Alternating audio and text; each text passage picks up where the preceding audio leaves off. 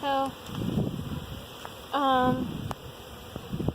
the cool thing about beekeeping, especially in Hawaii, especially treatment-free and in a humane way for the bees, is like this hive, for example, they're like so healthy and thriving, and they're like on this land which is protected from, you know, things that might harm the bees. It's like a bee sanctuary, you know, there's no toxic pesticides or fungicides or herbicides that would harm the bees that are on this land or anywhere close to it. So they're like protected, and they're being given like a nice place to stay. So that's even pretty huge for bees, because sometimes they have a hard time with that in the wild. And so I was thinking about how like it's kind of similar to like a lot of other different like relationships between like organisms in nature, like humans and bees. If you think about it, like I'm kind of doing a service for them, because this particular hive is like, you know, all like what, four or five bars, which I harvested now, of honey.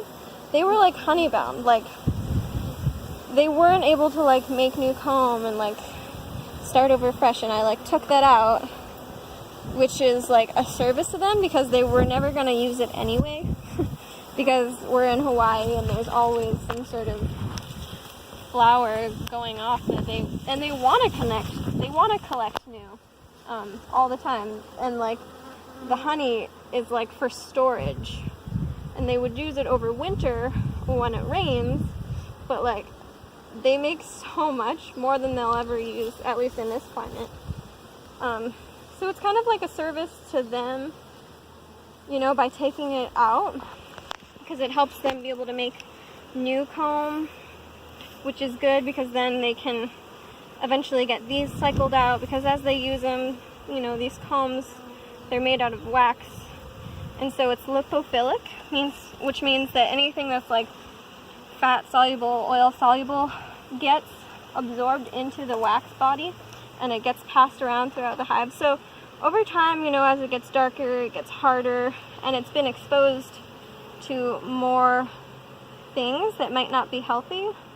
It's kind of like being in the same like bed sheets for like years, and you like, you know, you put like some propolis over it so it's like clean, but it's still like old. So like, yeah, harvesting the honey makes it so that they can make new fresh comb and cycle out old comb, which is healthy for them. And then it's good for us too, because we get this incredible potent medicine and food, which is honey and bee bread and whatever else we might collect, and we're so like they're thriving, and we're like in partnership with them, and they're helping us thrive. And it's kind of like when, you know, the relationship between like fungus and plants is like, the fungus has these like amazing, like, I don't know what they're called, but tentacles is what, oh, there's the queen. She's so beautiful. It's like red and like, can you point to her? Right there. Can you see her? She's right there. I can see her. Aww. And she's not freaked out about us either. She's just chilling. Doing her thing. Bees are loving on her. It's always good. But what I was saying is, it's kind of like the relationship between plants and fungus, and the fungus has these like long, far-reaching arms, so they can go and get minerals for the plants that's like far away. The plants can never get to it, and then the fungus brings that to the plant and trades it for the plant's sugar, because the plant creates sugars, and it's like no problem, no big deal for the plant at all. So that's like, you know, like a symbiotic relationship in nature, and I feel like, you know, we can have that with bees. You know, we're not hurting them, we're mutually helping each other.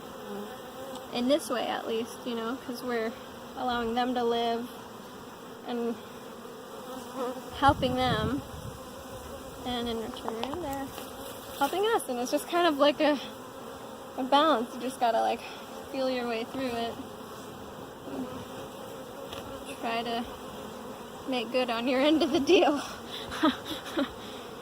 And sometimes it's hard, like I squished a bee right there, but there's lots of bees, so